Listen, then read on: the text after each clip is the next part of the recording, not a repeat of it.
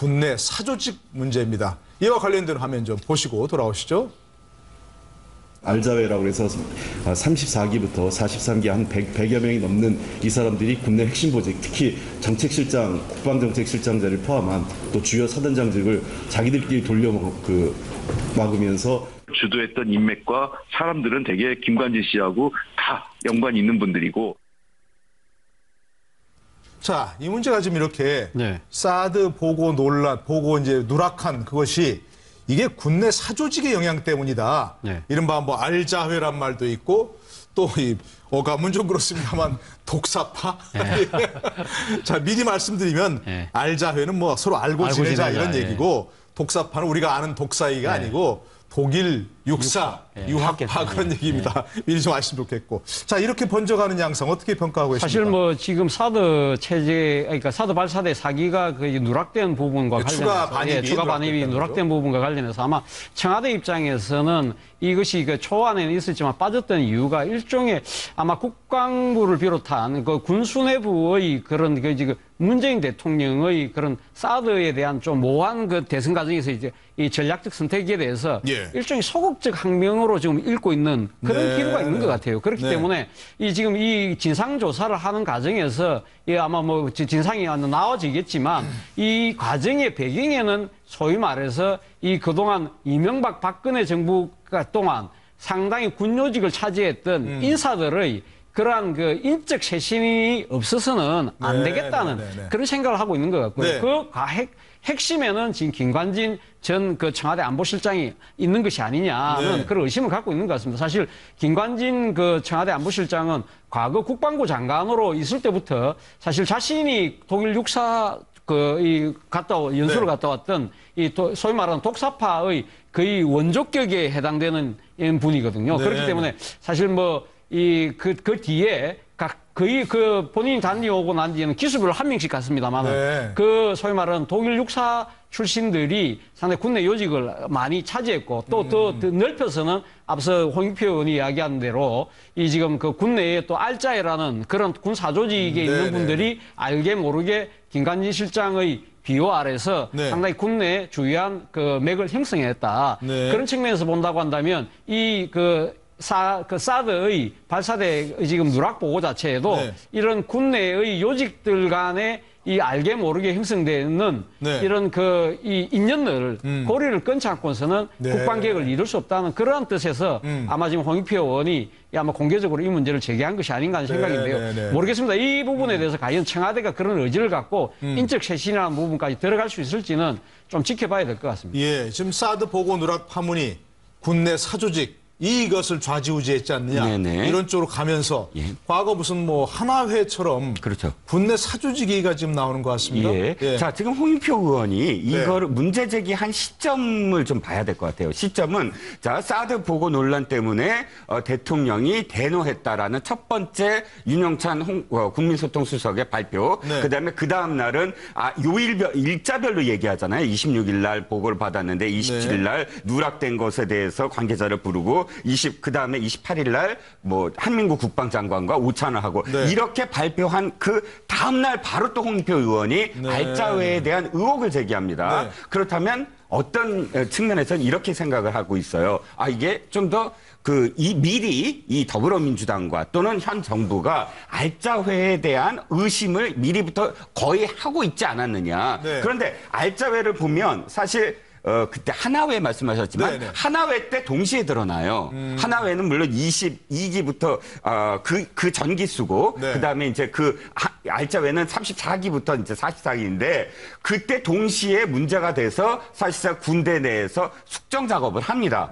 그런데 알자회가 다시 등장하는 게 바로 2016년 10월 달부터 다시 등장을 해요. 어떻게 등장을 하냐면 박근혜 정부가 그때 한참 문제가 되기 시작할 때쯤에 기무사령관을 임명을 하거든요. 근데 그 기무사령관 조모 씨, 그 기무사령관이 바로 알자회다라고 언론에서 보도를 하면서 알자회 인맥이 박근혜 정부에서 굉장히 횡행하고 있다라는 식의 어떤 보도가 있거든요. 그러면 그때부터 어느 정도 더불어민주당은 알자회를 숙정하지 아니하면 박근혜 대통령의 군 인맥을 정리하지 못한 게 아니냐라는 출발점이 바로 그때부터가 아니겠느냐. 네. 그래서 사드 문제까지도 사실은 이렇게 겉으로 드러내고 하나의 어떤 문제시하는 것 자체가 네. 군의 어떤 그런 일신 개혁 작업에 대한 그런 어떤 이 터닝 포인트라고 생각을 하는 게 아니냐라고 유추하는 거죠. 예. 자, 손인숙 국장께는 아까 잠깐 얘기하셨지만 이 사드 논란과 관련해서 우리 군 어떤 뭐 사조직을 조사한다든가 보고서 누락 파문을 조사한다든가 하는 것이 우리 내부의 문제만 아니란 말입니다. 그렇죠? 네. 이런 문제가 외국에 영향을 줄 수 있으니까 지금 외국에서는 그런 말도 있다지 않습니까? 이거 사드를 혹시 한국에서 뭐 싫어하는 거 아니냐. 그래서 만약에 뭐 문제가 생기면 도로 갖고 갈 수도 있다는 식의 얘기가 나온다 그러는데 이런 문제는 어떻게 정리해야 되겠습니까?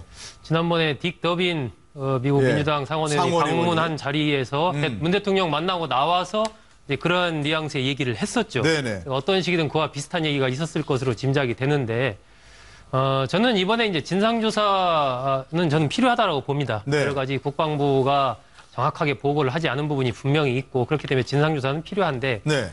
그 진상조사라는 이 이슈를 다루는 부분에서 과연 청와대가 이렇게 대통령의 워딩까지 국민소통수석이 공개하면서 이 대대적으로 이렇게 이 이슈를 키워가면서 다루는 것이 과연 사드 문제를 해결하는데 그렇게 도움이 되는가? 네. 여기에 대해서는 저는 그렇지는 않다라고 봤거든요. 지금도 마찬가지입니다.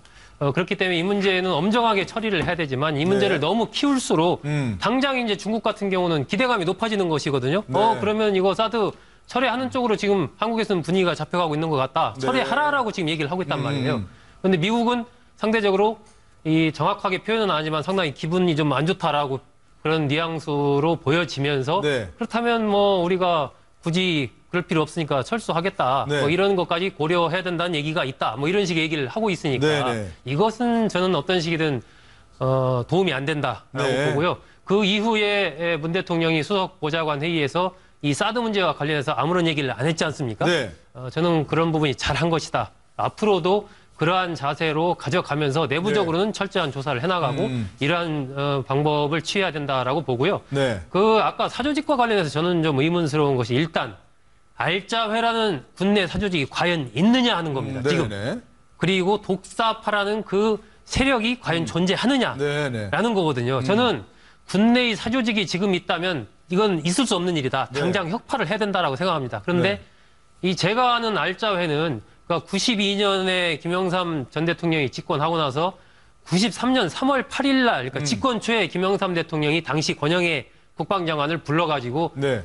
내일 당장 육군 참모총장과 기무사령관을 내가 경질하려고 한다. 이 사람 하나회이기 때문에 경질하려고 한다고 바로 하루 전에 그냥 통보를 네, 해버리거든요. 그러면서 전광석화처럼 하나회를 다 무너뜨립니다. 그렇죠. 그 당시에 이른바 알짜회 얘기도 좀 있었는데 그때 이미 저는 그게 다 없어졌다라고 알고 있는데 네네. 만약에 이 20년이 넘은 지금 시점에서 알짜회라는 조직이 다시 부활해서 군내에 존재한다면 이건 정말 대단히 심각한 문제다. 네네네. 그래서 확실하게 정리를 해야 되고 네. 독사파든 무슨 파든 있으면은 군내 사조직은 있을 수가 없으니까 정리를 해야 되는데 네네네. 만약에 실체가 뚜렷하지 않은 상황에서 이러한 조직이 마치 있는 것처럼 이렇게 어떤 정치적인 주장을 해놓고 그걸 바탕으로 군의 어떤 개혁 작업을 밀어붙이게 되겠다라고 생각을 한다면 네네. 저는 그것도 그렇게 옳지 못하다라고 생각을 하기 때문에 이 과연 실체가 뚜렷이 있는 것인가 네네. 그 부분을 좀 분명히 해야 된다라고 생각이 들고요. 예, 어느 조직이든지 마찬가지지만 사실 이 김관진 전 국가안보실장 같은 경우는 2006년 11월 달에 합참의장을 맡았습니다. 네. 그리고 나서 그 뒤에 국방장관 맡고 국가안보실장을 맡고 군의 핵심 요직을 거의 10년 동안에 그렇죠. 맡았어요. 예, 오랫동안 그렇다 보면 그러고 있죠. 아무래도 이제 김관진 실장과 가까운 사람들이 뭐 군의 요직에 많이 포진해 있는 건 당연하다고 봐야 되겠죠. 네네. 그러면 향후에 그런 부분들은 이제 군 인사를 통해서 새롭게 이제 개혁해 나가면 되는 것인데 네. 그러한 방법과 지금처럼 이 알짜회나 독사파 이런 것들을 내세우는 것과는 조금 다르지 않느냐. 실체가 만약에 분명치 않다면 네. 너무 좀 정치적인 접근법이 될 수도 있지 않느냐. 네, 네. 뭐 저는 그런 생각도 좀 갖습니다. 어쨌든 뭐 군내 사조직은 다 해체되었고 지금 금지돼 있습니다. 사조직 자체가 그렇습니다. 혈성 자체가. 그런데 지금 이제 알자회라고 써 있는데 알자회 발음하니까 무슨 뭐 알자 보직을 다 독점하는 회 이렇게 생각이 되어가지고 아닌데 알자회는 분명히 알고 지내자라는 겁니다. 자, 이런 군내 사조직 논란 어떻게 정리하는 게 바람직하다고 보십니까, 손수호 변호사는? 네, 당연히 현재도 조사가 진행될 겁니다. 그렇다면은 지금 국장님 말씀하신 대로 과연 사조직이 존재하는지부터 확인해야 되고요. 네. 그다음에 사조직이 존재한다면 누가 그 사조직의 회원이냐. 그리고 또 그러한 사조직이 혹시라도 군내에 비선으로 작용하면서 혹시 박근혜 전 정권 하에서 요직을 독차지한 것이 사실이냐 여부를 확인하고 네. 그렇다면 지금 현재 남아있는 인맥에 대해서는 사실은 그 책임을 추궁할 수밖에 없습니다. 더군다나 이제 박지만 이지 회장이 육사 37기거든요. 네. 그렇다면 그 알자회의 그 기수도 딱 거의 중간에 위치하고 있습니다. 네. 그렇기 때문에 박근혜 전 대통령 재임 당시에도 이 알자회가 문제가 있다라는 그런 소문이 돌았던 것이거든요.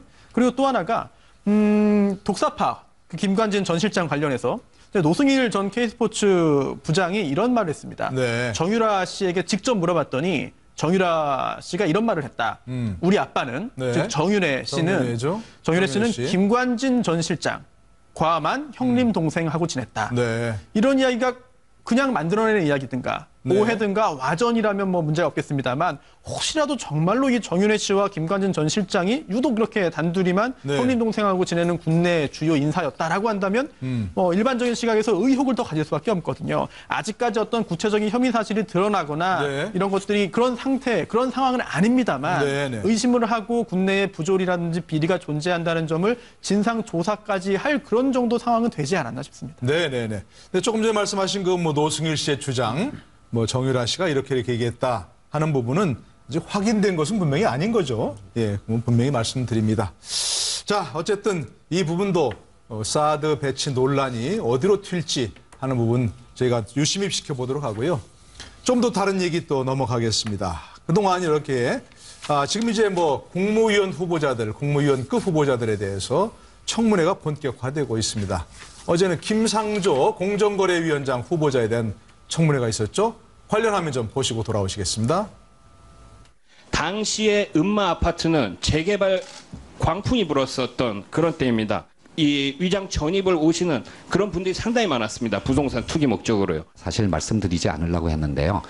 제가 영국의 안식년을 가져온 다음에 제 처가 길거리에서 쓰러졌습니다. 병원에서 진단을 받으니까 대장암 2기 말이라는 진단을 받았고요. 수술 받고 1년간의 항암 치료를 하더라도 5년 생존율이 반반이라는 의사의 진단을 받았습니다. 그때 그 수술을 하던 병원이 강남에 있는 모 대학병원이었습니다. 그 뒤로 제 처의 치료를 위해서 이사를 간 것이 중요한 이유였습니다. 청문위원님들의 신중하고도 현명한 판단을 겸허한 마음으로 기다리고 있겠습니다. 제 인생의 가장 큰 교훈을 얻은 날이었습니다. 공정거래위원장으로 일할 기회가 만약에 주어진다면 이 교훈을 바탕 삼아서 저에게 주어진 소임을 다하도록 하겠습니다. 또 여야가 어떤 의미에서는 서로 다른 어떤 입장에서 공의 기대와 우려를 표현해 주셨고요. 그런 어떤 기대와 우려가 조화를 이루는 지점에서 공정거래위원장으로 임명이 된다면 맡은 바 소임을 다하도록 하겠습니다. 네, 뭐 여러 가지 청문회 전에는 뭐 의혹이라고 하는 게 굉장히 많았죠. 뭐 위장전입, 논문 표절, 부인 특혜, 뭐 또 다운 계약서 많은데 어제 청문회 보니까 뭐 어떻게 뭐 대체로 해명됐다는 그런 뭐 평가도 있고 자유한국당에서 여전히 뭐 평가가 아직 의혹 해소가 안 됐다는 입장도 있는데 어떻게 보십니까, 그럼?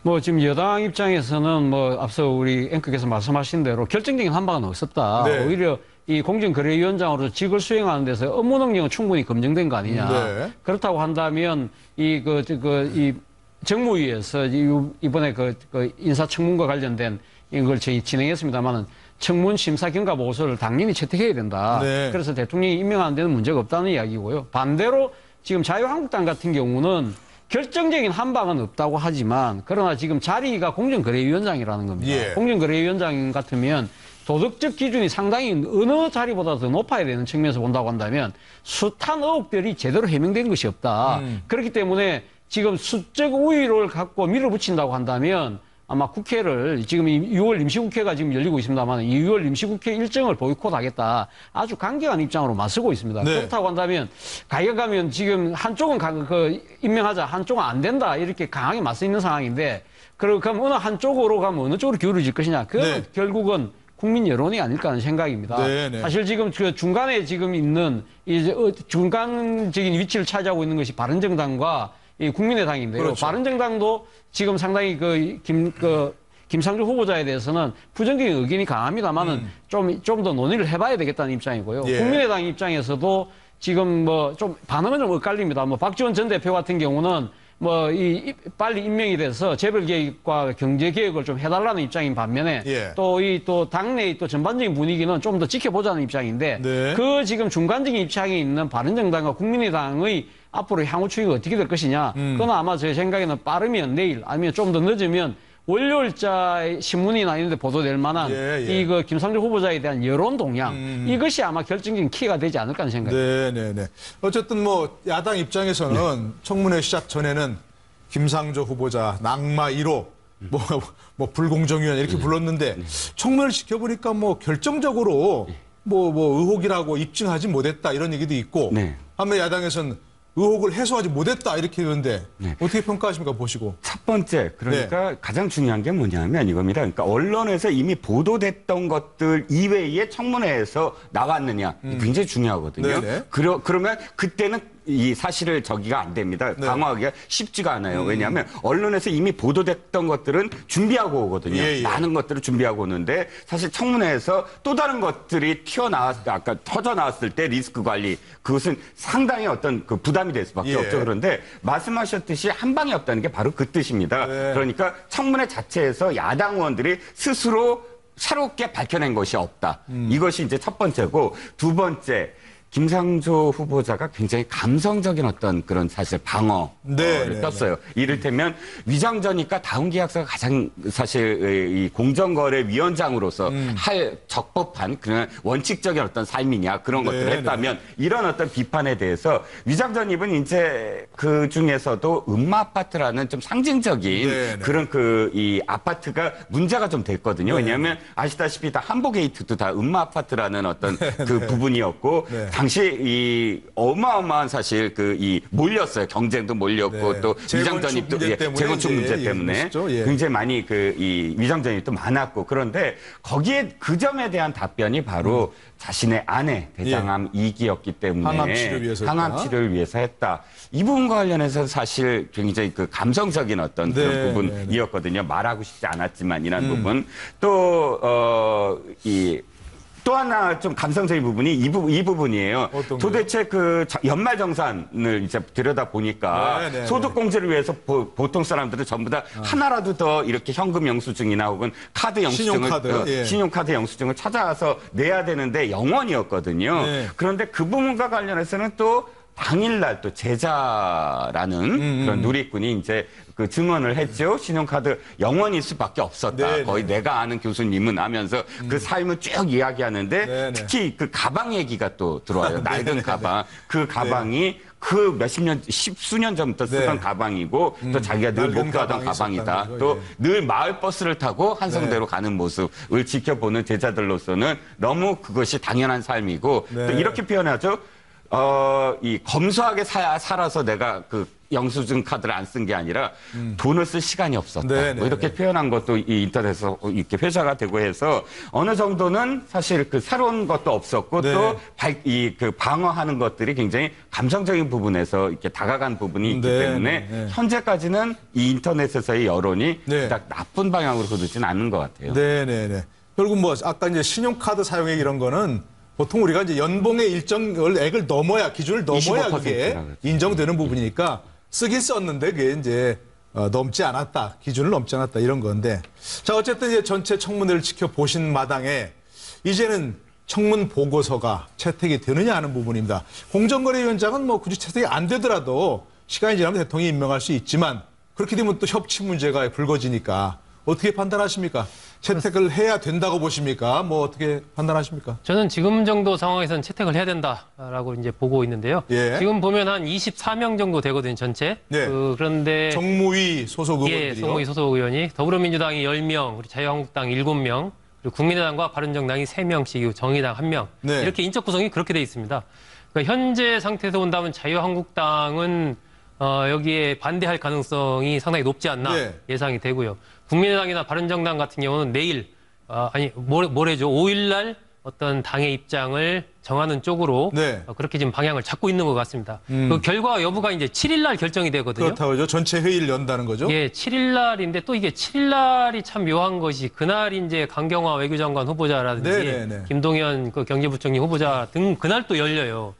그렇기 때문에 저는 지금 자유한국당 쪽에서는 이번 이 청문회 전략을 이게 뭐 김상조 후보자 한 명이 아니고 네. 지난번에 이낙연 총리 부분에 대해서도 마찬가지고 앞으로 진행되는 부분에 대해서도 마찬가지. 확실하게 자유한국당은 방향을 이번 이 청문회를 계기로 해서 이제 좀 이 여권과 각을 세우는 쪽으로 방향을 잡은 것 같습니다. 네. 그렇기 때문에 이 김상조 후보 그리고 나아가서 강경화 외교장관 후보 등에 대해서 상당히 강한 입장을 계속 유지를 할 것으로 보이고요. 네네. 관건은 이제 국민의당과 바른정당 쪽이 될 텐데 거기서는 여러 가지로 고민을 하겠지만 현재로서는 이 채택 부분에 특히 국민의당 같은 경우 동의할 가능성이 굉장히 높지 않나라고 생각이 듭니다. 네. 그런데 만약에 이런 흐름이 이제 비슷한 이낙연 총리 후보 때랑 비슷한 흐름 아니겠습니까? 예. 이런 흐름이 계속 가는 것은 사실 여권으로서는 좀 부담이 있죠. 그러니까 자유한국당이 계속해서 네. 이 협조를 안 하는 쪽으로 이렇게 갔을 경우에 네. 향후에 뭐 당장 임시국회에서 이제 추경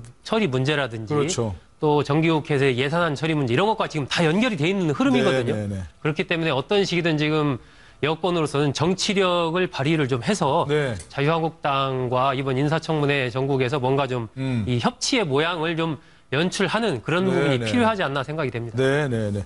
근데 어쨌든 자유한국당은 계속 반대하고 있는 것 같은데 정무부 채택을. 국민의당은 뭐 살짝 돌아선 것 같기도 하고요. 박지원 전 원내대표가 이 정도면 뭐 청문회 통과해서 위원장에 취임해서 재벌 개혁을 추진해주기 바란다 이런 쪽인데 손수 변호사 어떻게 보십니까? 청무부 채택 여부. 일단 뭐 야당이 어떤 결정을 하는지는 뭐 지켜봐야겠습니다만 네. 자유한국당은 뭐 이제 동의하지 않겠죠. 다만 다른 두 야당, 국민의당과 바른정당의 경우에는 네. 아직까지 확정된 건 아닌 것 같습니다. 다만 바른정당은 약간 부정적인 기류에서 이제 최종적인 의사결정 단계를 남겨둔 것 같고요. 또 반면 국민의당은 조금 전에 보신 대로 또 들으신 대로 약간 긍정적인 부분에서 좀 고민하는 것 같습니다. 네. 하지만 실제로는 그 두 야당의 최종 결정을 지켜봐야 되는데 네. 문제는 지금 현재 정권에 대한 지지율 그리고 김상조 후보자에 대한 국민적인 여론 또한 김상조 후보자가 과연 이 공정거래위원장으로서 과연 적합하냐 네. 여부에 대해서 그렇다면은 김상조 후보자 말고 더 적합한 인물이 누구냐라는 네. 질문에 대해서 딱히 떠오르지 않습니다. 특히나 네. 김상조 후보자 같은 경우에는 이제 재벌에 대한 그런 개혁 이지가 상당히 강하고요. 네. 더군다나 그동안 시민단체 활동을 하면서 굉장히 여러 차례 직접 몸으로 그런 재벌 개혁에 대한 시도를 했습니다. 네. 물론 번번이 좌절되긴 했습니다만 지금 그런 각광받고 그리고 또 여러 가지 주목도 받고 또 이제 여러 가지로 인정을 받는 그런 경제학자 중에 예. 과연 지금 이 시점에 공정거래위원장으로서 우리 국가가 해야 되는 그런 여러 가지 개혁 과제를 수행할 만한 더 적합한 인물이 있느냐 이 부분에 있어가지고는 야당도 좀 고민이 있을 것 같습니다. 예. 알겠습니다. 또 아까 잠깐 언급이셨습니다만 다음 주가 이제 청문회가 본격화되고 있는데요. 다음 주 7일 예정된 강경화 외교부 장관 후보자가 있습니다. 여러 가지 얘기가 논란이 나오고 있는데요. 그에 대한 해명 잠깐 보시고 돌아오시죠. 2000년에 다시 돌아왔을 때 제가 그 큰 딸아이가 미국에 있을 때 좀 적응하는 게 굉장히 어려운 모습을 제가 많이 봤고요. 아이가 다시 학국에 적응하는데 좀 더 편한 상황이 됐으면 좋겠다 하는 생각에 제가 다니던 이화여고에 꼭 넣고 싶은 마음이 생겼습니다. 그때 마침 아는 은사께서 그 주소지를 소개해 주셔서 그 주소지로 주민등록을 옮기게 되었고 근데 그때의 그 주소지에 누가 사는지 소유주가 누군지에 대해서는 전혀 알지 못했습니다.